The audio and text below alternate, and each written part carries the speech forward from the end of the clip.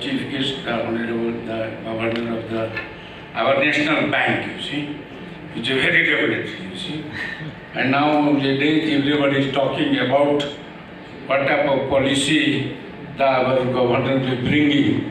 I am sure that after his presence in this meeting, he will bring the policy will be more favorable to develop the IT entrepreneurs as mentioned by our chairman of the FNCCI, and there will be more investment in these sectors in the coming days also. Actually, just our president told me to say a few words, and I am all the time with the can, you see. I can talk something, you see.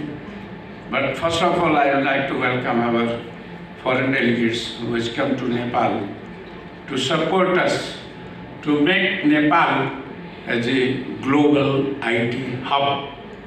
I think I have been talking to this, that Nepal is a very good place for promoting the ICT industries or the knowledge-based economy, because our climatic atmosphere, you see, you can have a good access to our atmosphere.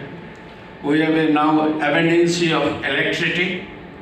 Now IT industry needs also, you see, for the data center and others, too much energy. So now we can give the energy also, which is one of the constraints. We have had very good academic institutions, universities who are giving the good educations.